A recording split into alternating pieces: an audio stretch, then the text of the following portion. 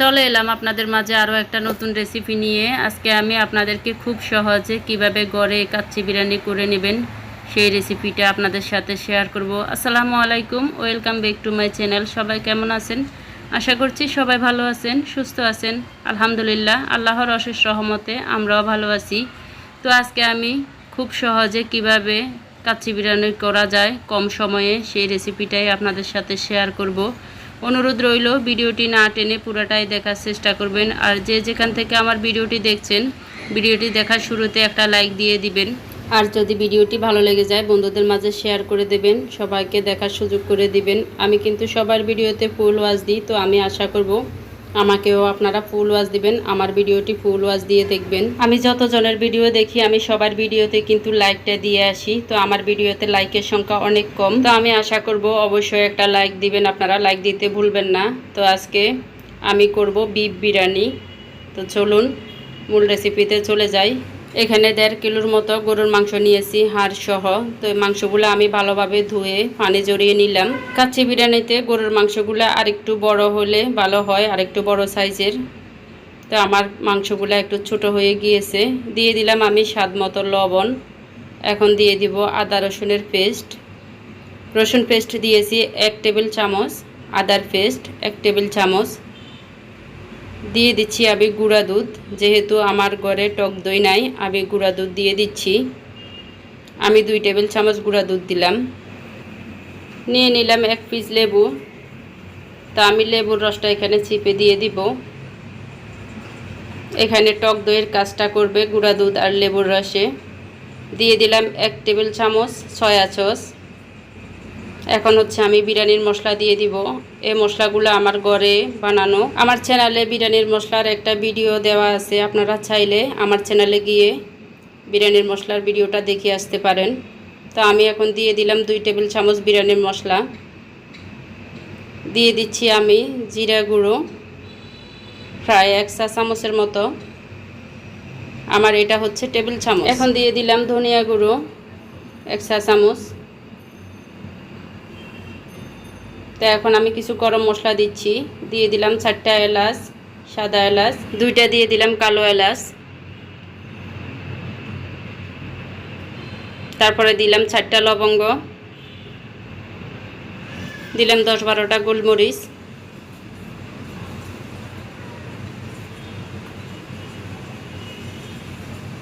এখন একটা তেজপাতা চিড়ে দিয়ে দিব। আপনারা আমার এই রেসিপিটা ফলো করে বিরিয়ানি করে খেয়ে দেখতে পারেন, খুবই ভালো লাগবে। তো এখন দিয়ে দিচ্ছি প্রায় 1 টেবিল চামচের মতো ঘি। এই ঘিটাও কিন্তু হোমমেড ঘি, আমার চ্যানেলে এটার ভিডিও দেওয়া আছে, আপনারা চাইলে গিয়ে দেখে নিতে পারেন। তো এখন দিয়ে দিলাম সয়াবিন তেল 2 থেকে 3 টেবিল চামচ। তেল দেওয়া হয়ে গেলে এখন আমি হাত দিয়ে ভালোভাবে সবগুলো মেখে নিলাম। এখন দিয়ে দিব মরিচের গুঁড়া, লাল মরিচের গুঁড়া। এই মরিচের গুঁড়াটা আমি প্রথমে দিই নাই, এখন দিয়ে দিলাম 1 চা চামচ। তা আবারও হাত দিয়ে মিক্স করে নিলাম। চুলায় একটা কয়লা পুড়িয়ে এভাবে বাটিতে নিয়ে আমি এখন মাঝখানে বসিয়ে দিলাম। তার মধ্যে দিয়ে দিলাম ঘি দিয়ে এখন আমি ঢাকা দিয়ে দিব।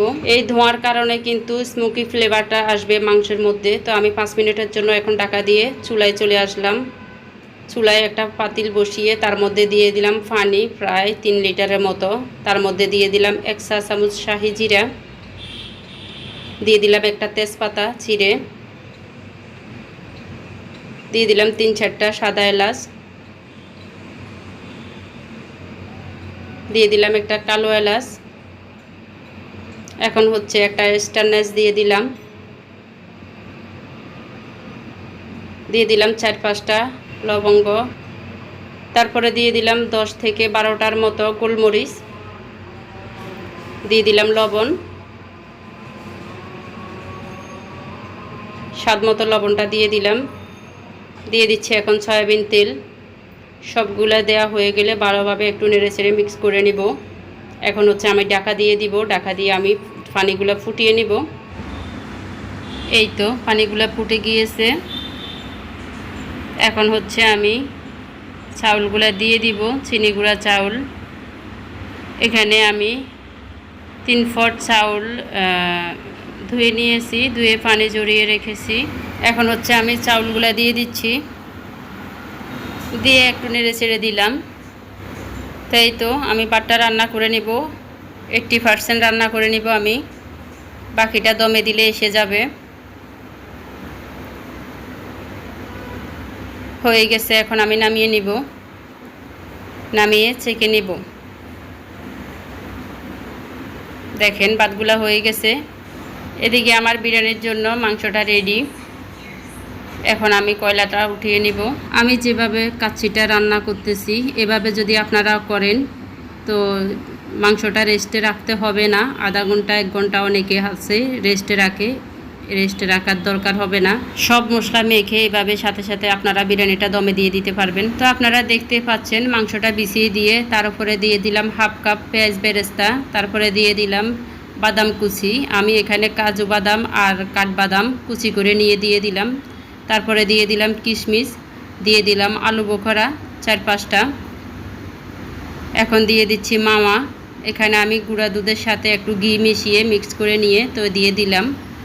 মাওয়াটা কিন্তু দিতেই হবে। তো মাওয়া দেওয়া হয়ে গেছে। এখন আমি দিয়ে দিচ্ছি কিছু কাঁচামরিচ, এভাবে ভেঙে দিয়ে দিচ্ছি। 4-5টা কাঁচামরিচ ভেঙে দিয়ে দিলাম। এখন আমি ভাতগুলা দিয়ে দিচ্ছি, উপরে ভাতগুলা ছিটিয়ে দিয়ে দিচ্ছি আমি। এই কাজটা কিন্তু আপনারা 1.5 ঘন্টার মধ্যে করতে পারবেন। এখানে আমি গুঁড়া দুধ গুলে নিয়েছি 1.5 কাপ পানির মধ্যে। গুঁড়া দুধটা গুলে নিয়ে তার মধ্যে দিয়ে দিলাম 2 টেবিল চামচ চিনি, তারপরে হচ্ছে 2 টেবিল চামচ ঘি দিয়ে মিক্স করে এখন আমি উপরে ছড়িয়ে দিলাম। তারপরে দিয়ে দিচ্ছি পেঁয়াজ বেরেস্তা। এখানে আমি একটা জিনিস ভুলে গিয়েছিলাম, তো আমি 4টা আলু নিয়েছি।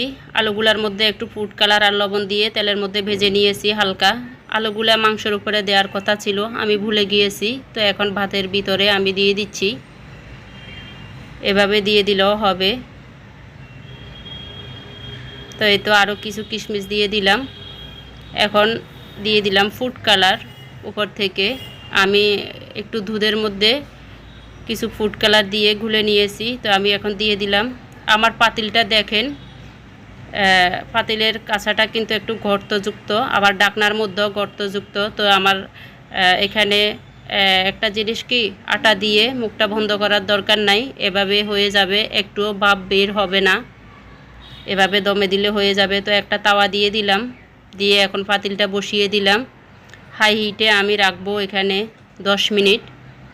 রাখার পরে চুলার আঁচ একদম লোতে করে দিব। 45 মিনিটের মতো আমি দমে রেখেছি বিরিয়ানিটা। দেখেন হয়ে গেছে, কতটা ঝরঝরে হয়েছে।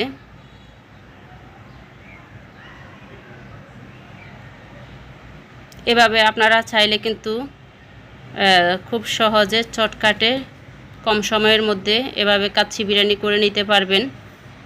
তো আমার কাচ্চি বিরিয়ানির রেসিপিটা আপনাদের কাছে কেমন লেগেছে কমেন্টের মাধ্যমে জানাতে ভুলবেন না। ভালো লাগলেও বলবেন, খারাপ লাগলেও বলবেন, কোনো সমস্যা নেই, আমি কিছু মনে করব না। তো আপনারা যারা আমার ভিডিওটি আজকে নতুন দেখছেন প্লিজ আমার চ্যানেলটা সাবস্ক্রাইব করে দিবেন। যারা ফেসবুক থেকে দেখছেন প্লিজ পেজটি ফলো করে দিবেন। আর যারা ফলো সাবস্ক্রাইব করে দিয়েছেন তাদেরকে অসংখ্য ধন্যবাদ। এই তো দেখেন কাচ্চি বিরিয়ানিটা কতটা ঝরঝরে হয়েছে, কতটা সুন্দর হয়েছে, খেতেও কিন্তু অসাধারণ লেগেছে। এই যে দেখেন মাংসটা কতটা নরম হয়েছে, একদম নরম তুলতুলে, মাংসের ভিতরটা একদম জুসি হয়েছে। তো আপনারা যারা আমার নতুন বন্ধু হয়ে থাকেন প্লিজ কমিউনিটিতে লেটার রেখে আসবেন। শুধু হাই হ্যালো বললে হবে, আমি বুঝে নিব। কমিউনিটিতে লেটার রেখে আসবেন, ভিডিওতে কিন্তু স্প্যাম কমেন্ট করবেন না। বন্ধু করে নিয়েছি, সময় মতো ব্যাগ দিবেন, 24 ঘন্টা পরে ব্যাগ দিবেন, এরকম বললে আমি কিন্তু ব্যাগ দিব না। আমার এরকম বন্ধুর দরকার নাই, আমি ব্যাগ দিব না। এই যে দেখেন আলুটা একটু চাপ দিতে ভেঙে গিয়েছে, কতটা নরম হয়েছে। কাচ্চি বিরিয়ানিগুলো করেছি আমি দুপুরবেলা, এটা হচ্ছে রাতের বেলা। দেখেন দেখতে কত সুন্দর হয়েছে কাচ্চি বিরিয়ানিগুলা। তো আজকে এই পর্যন্ত, আবার নতুন কোনো ভিডিও নিয়ে আপনাদের মাঝে চলে আসবো। সে পর্যন্ত সবাই ভালো থাকবেন, সুস্থ থাকবেন। ভিডিওটি দেখার জন্য অনেক ধন্যবাদ। আসসালামু আলাইকুম।